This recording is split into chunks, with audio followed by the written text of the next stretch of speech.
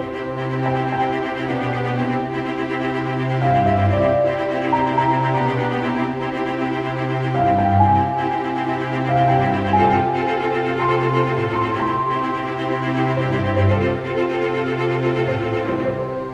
everyone and welcome back to Superboy Beyond, and we are returning with one of our commentaries for you today, and this is the season 2 opener with this ring IV kill, and hopefully next week, I say hopefully because we've had some technical issues, but hopefully next week you will see part 2, Lex Luthor sentenced to death. We're just going to get straight into it because my connection is being a bastard this morning and don't know how much longer I'm going to be around for. So let's just let's hope that this happens now. Are you ready, Chris? So just so that everybody knows, we might lose Tom in the middle of the recording, but he might come back. Yeah, I will not pause the video. I will not pause the episode.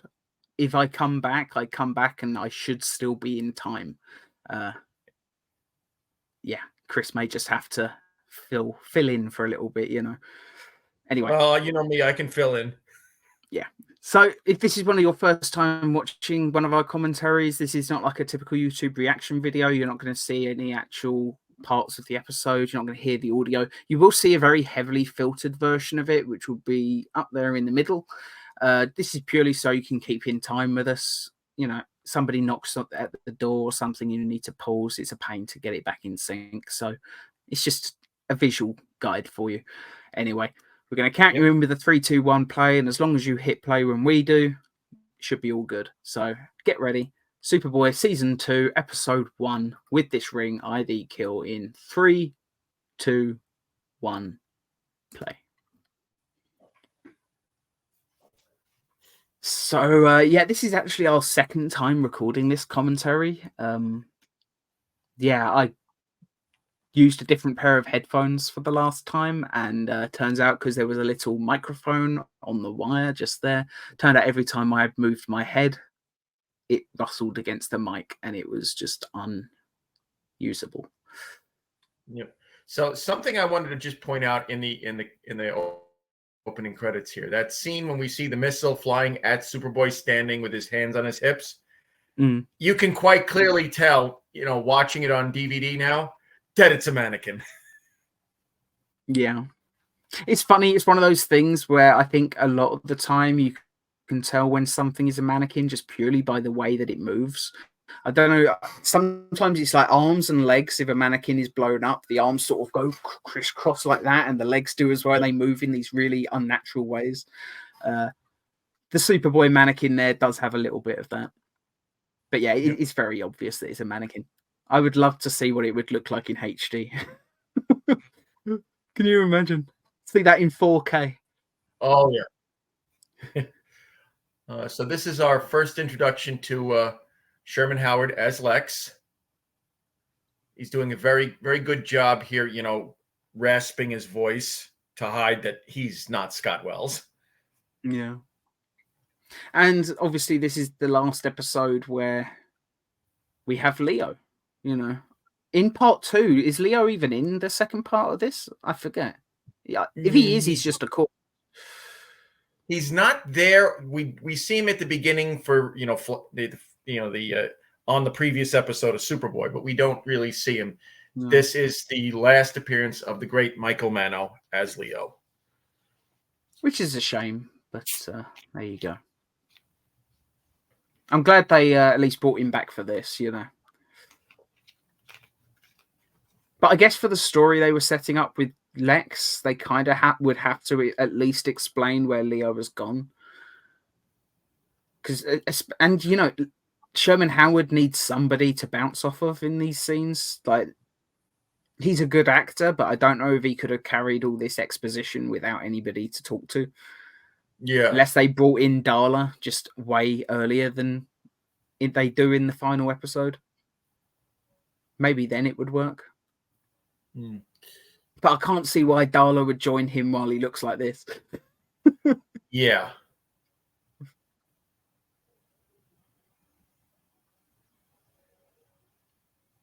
Still, to my mind, I think Sherman Howard is, other than Michael Rosenbaum, Sherman Howard is just my favorite Luthor.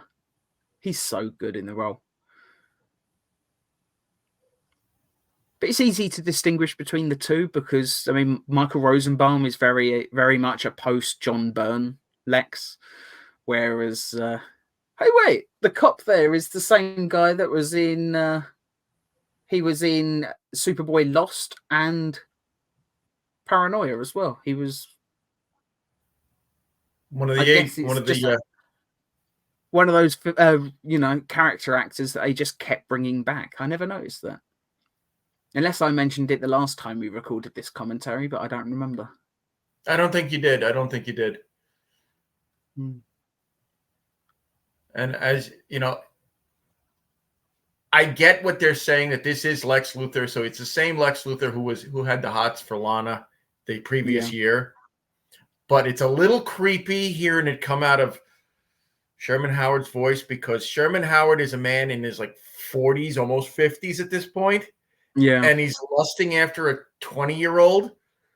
It's a little creepy. Makes sense for the character. Yeah, it's a little bit creepy, but I mean, Lex Luthor in this show is kind of a creep. So it kind of works, Yeah. If he wasn't the villain, I would think there was something wrong, but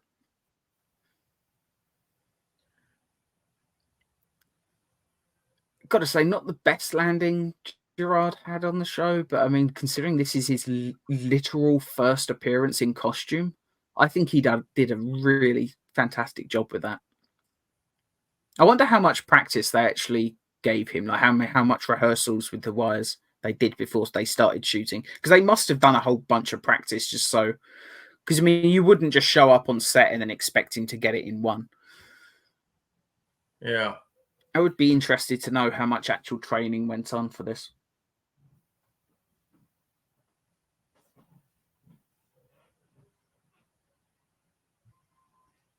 This is one of those scenes in Superboy that, a crowd scene where he's telling people to move back, that actually doesn't look like a bunch of people just moving at slow speed. Mm. There's it's a well-directed sequence, Yeah. I would have liked a little bit more money, but I'm sure the show creators would have liked a little bit more money with that. A few more extras, a little bit more to the set design, all of that. Maybe just make the Superboy gun just a little bit bigger, so it's not just a red rocket on the top of a tank. And maybe not just a printed sign that says Eckworth Industries on the side of the tank. Yeah. Thing is, I think in maybe season 3 or 4, they would have actually built a Superboy gun, like a sci-fi looking weapon.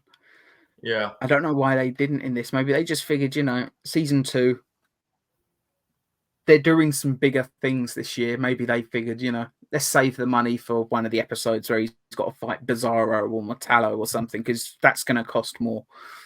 Yeah. Now, I know I mentioned this the last time we did the commentary on this, but, Lex is supposed to have lost his hair in the final episode of the previous season. Mm. And Sherman Howard takes the bandages off and he's got his full head of hair. It would have looked so much better if, as he walked up to the camera, he was wearing the bald cap. Yeah. And then as we turn around to see him, when he reveals his face finally, then he puts on the wig or a wig to make himself look like Mr. Eckworth. I think that would have been better. I mean, my headcanon was always that, maybe in the DC universe that this show is set in, hair transplants, like the technology maybe was available a little bit earlier to the uber rich. And we know season 1's Lex had access to a lot of money. Both through his father and, his criminal enterprises. Yeah, but remember, that was retconned out in season 4 when we finally find out that his parents weren't rich. Yeah. He murdered his parents and took the insurance money. Which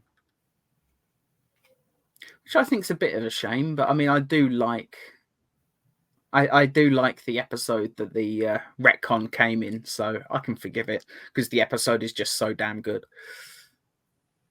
That was a J.M. DeMatteis written episode, wasn't it? Yes. That guy always does great work. We'll have to get him onto the show. Absolutely.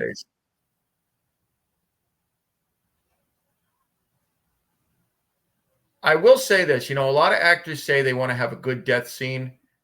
Michael Manno had a really good death scene here. Yeah, he got to do a stunt where he falls down some stairs, and there was a bit of humor to the scene, but then, some real darkness when Lex actually does go through with it. Yeah, it's a good scene. It's a decent enough death.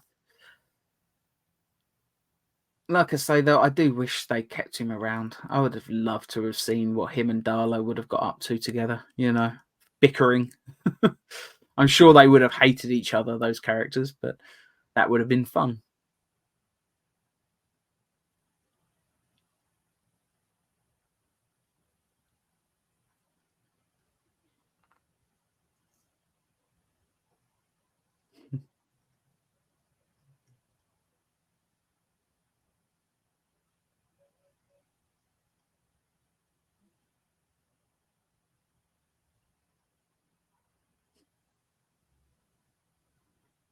I just love, though, that right from the start, Sherman Howard's Lex has so much more of a sense of humor than the other Lex ever did.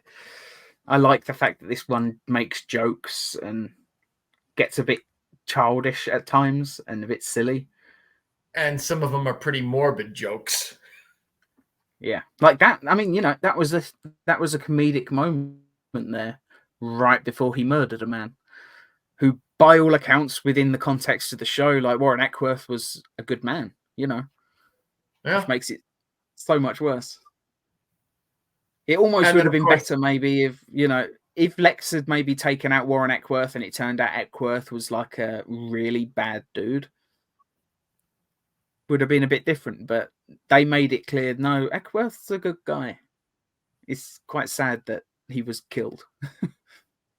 Yeah. Especially since Lex doesn't even stick with the false identity for very long. Like he has it all for what amounts of 3-4 days.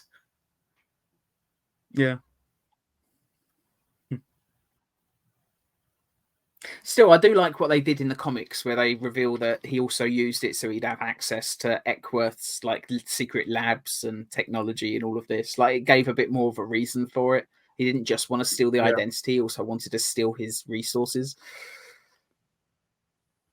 I wish that was developed a little bit more in the show, but I don't think it was really needed. It's just like, it's a nice bonus within the comics. Yep. And now we have our reveal of what happened to TJ. I've got to ask, is the Daily Planet logo on the newspaper the same design as Christopher Reeve's movies? I think it is. It wouldn't surprise me, considering they're both Salkind projects, if they reused it, because, I mean, they would own the rights probably to that redesign. Yep. Apologies for the sound of my creaking chair. And now we get introduced to Andy. And, I know Ilan has said over the years that, he really just did this just for the paycheck, and he doesn't like to talk about it much. He did a great job in this show. And as we've pointed out, he's the only character who really has an arc throughout the entire series. Yeah, the Andy that we're introduced to in this episode is definitely not the same character that we finish up with. Definitely not by the time we see him again in the episode Special Effects in season 3. Yeah. That is a very different Andy he's a little bit more humble in season 3. Although he starts off with his usual, bluster and all of that, all of his showmanship where he's making himself out to be a lot more than he is. Like, he's much more of a big deal. But yeah, it's still just a front. But then, Andy is the personification of fake it till you make it, I guess. Indeed. And we've mentioned it a load of times, but the cup on a The cup on a string like that. That is I think it's a good idea. And I'm pretty sure you can buy those now. Unless the joke was that Andy has invented a device that's already available. It might just be that they already exist, and that's the joke. That he thinks he's got this amazing brand new idea, and you can just buy them anywhere. Of course, wouldn't surprise me. If it was something that was done back then, Clark would have said, "Oh yeah, I've seen those over in the local grocery store." Mm.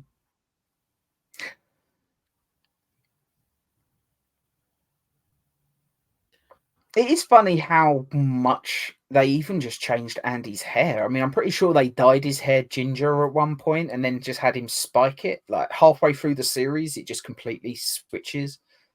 But I mean, even Andy's wardrobe, he had some really strange outfits that they put him in. Although I think that's one of his better outfits he was wearing just then. I've always liked the little cowboy drawstring like neck thing. I don't even know what they're called.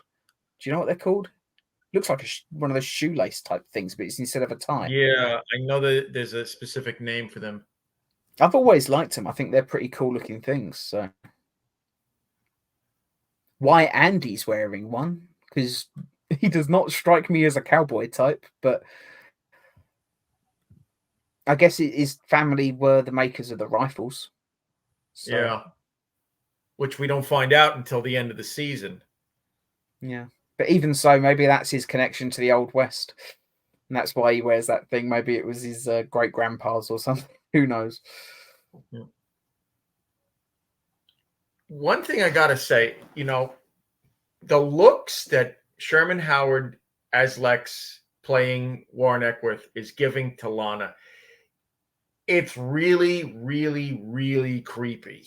It is.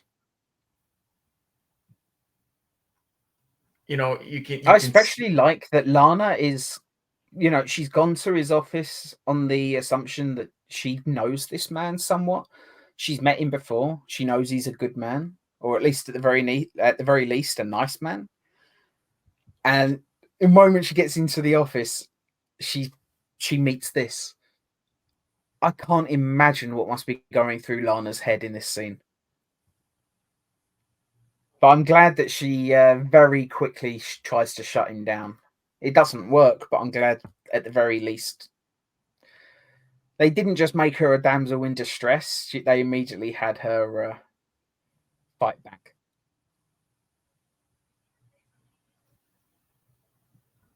But Superman media was always pretty decent with some of the female roles. Lois and Lana, they've both played the damsel in distress role a few times, but there's usually a hell of a lot more complexity than that. Yeah. I'll be right back because someone's at the fucking door.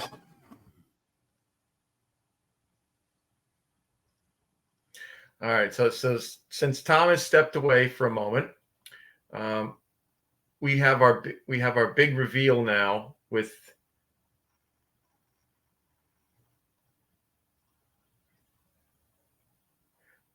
Sherman Howard admitting to Lana that he's Lex, which really is, it's a typical Bondian thing, the bad guy always revealing. Sorry, you can continue. Yeah, I was talking about him revealing to Lana that he's Lex. It's kind of like the old Bond villain trope. He's got to tell the hero his plan. Yeah. Every villain loves to monologue, don't they? Yeah. And we gotta just point it out that Sherman Howard, he knows how to monologue as a villain.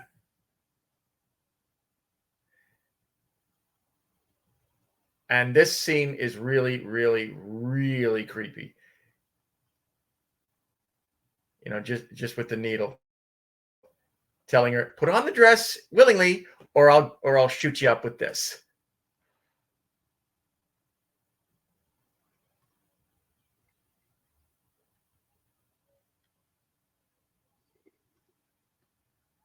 Yeah, he is just so damn creepy in this role. I'm glad that they didn't stick with the whole Lex infatuated with Lana storyline for very long after this. He keeps kidnapping Lana, but it was never because he was trying to make her love him after this, as far as I remember. Well, why would he want to make her love him after this? He marries her. Yeah. Plus, even though he doesn't treat her very well, I like to think that he at least cares for Darla somewhat. At least at first, maybe. But maybe not. Maybe he needs an accomplice, and he killed the last one. Yeah, the last one. Why he Knew didn't all just the... use Eckworth's money to get Leo surgery, I don't know. He could have done. He could have just bought Leo some plastic surgery too. Well, think about it this way, Tom. If he had kept Leo alive, Leo eventually would have started to realize, he's treating me like garbage. Yeah, And that's the thing. there's always the chance Leo, I always thought Leo was just a little bit smarter than he let on. I always got that impression. He's just playing stupid. Yeah, especially that scene, in Luther Unleashed when Clark and TJ go to question Leo. Leo's pretty smart in a couple of the way that he's talking to them in that scene. Like he's not anywhere near as dumb as he is when he's just him and Lex. It's almost like he thinks, Lex will keep him around if he's not threatened. Yeah. Kind of makes sense,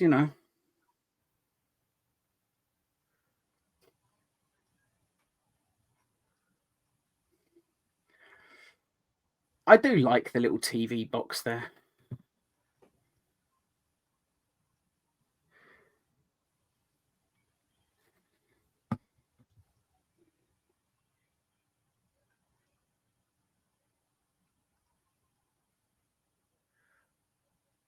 Did you notice that? Michael Mano moved a little bit. Yeah, I was going to say that. He sort of wobbled a tiny bit. It's got to be very difficult to stay completely still.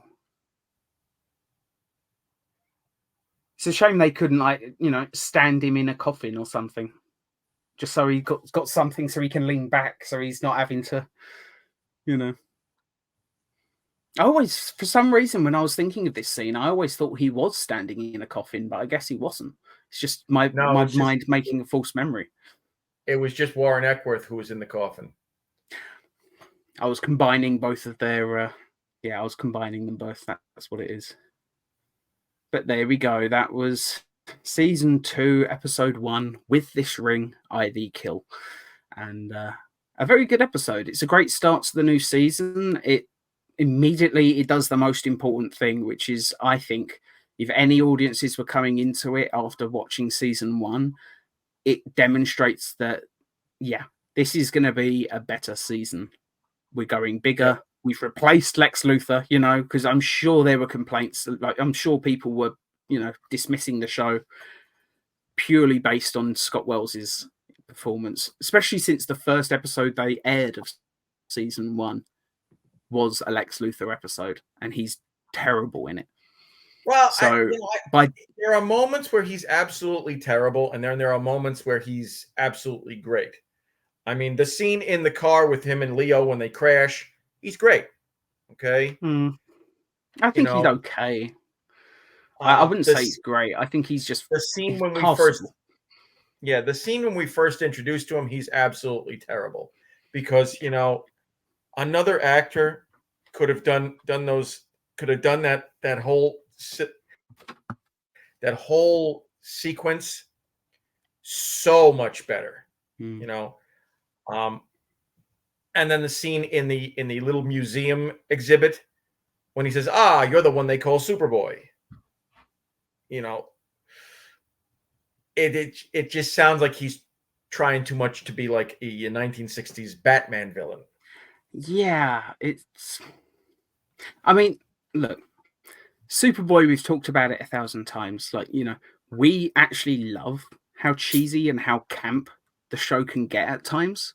Like sometimes that's a source of some really, really fun episodes, like the Knick-Knack episodes, pure cheese, pure camp. But we kind of love it. And, you know, even episodes like Johnny Casanova, where it's not a good episode, but the lead performance, the villain is playing it with such campy, unique energy that there's something just really, really fun about what's the actor's name? Mark something? Mark Holton. Mark Holton, yeah. Absolutely fantastic.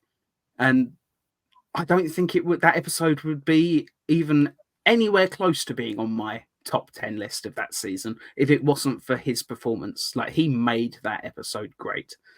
And it's almost like Scott Wells was trying to do that, but he just didn't have the acting ability, sadly. Though by the end of the season, you know, with the acting coach that he got a lot better. He did. Luther Unleashed, he was decent in Luther Unleashed. I do still think he's not great. I think even at Scott Wells' best, Sherman Howard was just better in the role. So, you know, even though he had improved, you know, Scott Wells had improved a lot. I don't think that season 2 would have been any different in terms of his performance, especially since, you know, what Michael Manno was saying about how Scott Wells' behavior on the set was getting more and more unhinged as the show went along. So even though his performance was getting better, maybe it wouldn't have done for very long, you know. Yeah. I mean, this is a good episode. It's on the seasons 2 scale. I think we should give it at least like a 7 or a 7.5. I'm leaning more to the 7.5, just purely because I think that it definitely accomplishes what it set out to do.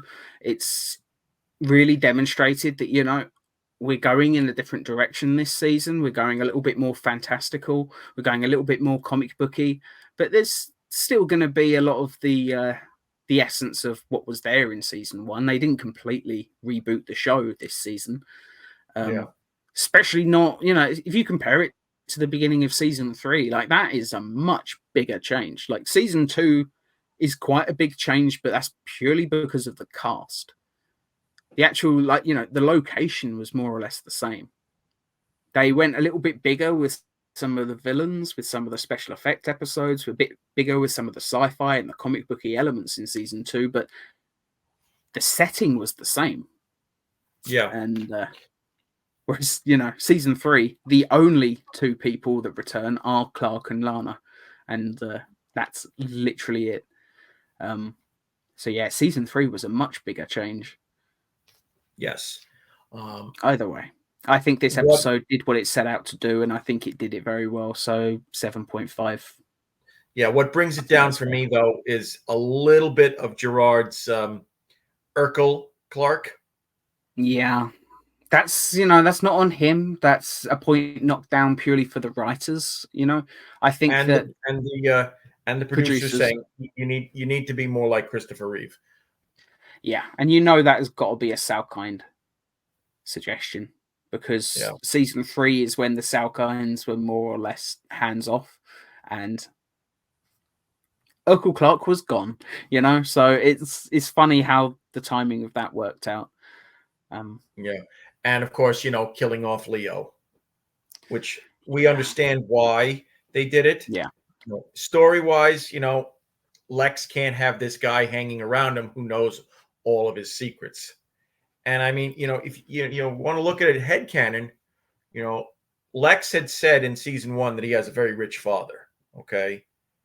And Leo in this episode said, "Come on, we've been friends since we were kids." Leo doesn't appear to be someone who was, you know, hanging around with a rich kid. I mean, you don't know. He could be. He dresses nice, you know. He's got nice clothes and all that. I mean, I forget if Leo ever had like gold chains around his neck or anything. I can't picture him in anything like that, so I can't imagine him flaunting wealth in any episode. But he doesn't put off the air of being rich. Yeah. So he doesn't have the snobbery to him. Yeah. So I really think that, you know, Lex killed him for two reasons. One, he knew the real origins of Lex Luthor. Okay. Two, he knew what was going on. Because think about it. Lex says the wrong thing to Leo right after he takes Eckworth's position. Leo's going right to the cops. And who knows? Maybe there's a behind the scenes scene. Although it could be. Yeah. I mean, at the same time, though, with Leo, I don't think he ever would have snitched on Lex. I think they're too almost. I wouldn't say that Lex is codependent on Leo or dependent on Leo, but Leo is most definitely dependent in some way on Lex. And I think it's kind of like the Otis relationship. You know, he can be abused by Luthor throughout the entire franchise. Otis will never betray Luthor, even in prison. You know, when Lex escapes in the hot air balloon, he leaves Otis behind. But I'm pretty sure that if Leo did later break Otis out, Otis would come back to him immediately. Yeah. Unlike Miss Teschmacher, who did betray Lex. She did in Superman the movie, but then she's still back with him in Superman 2. She's the one that breaks him out of prison with the hot air balloon. So, but then she's not in Superman 4. So I guess at some point she did have enough, unless she is just still in prison herself. And, you know, Lenny didn't break her out of prison because obviously they would be in a different issue, in a women's prison. So we don't know what happened. And I doubt they have. Yeah, maybe, I don't know, maybe she got a lighter sentence or something. Maybe she's rehabilitated. I don't know. That could have been something interesting. But remember, she maybe disappeared for the after they left the North Pole. So who knows? Maybe Lex killed her. Maybe. Part of me wants to see that character return in the Superman 78 comic books. I mean, I wouldn't be against bringing her back at some point. Anyway, thank you all so much for watching this episode. Be sure to tune in again next week for the conclusion of this story. We'll see you then. Goodbye.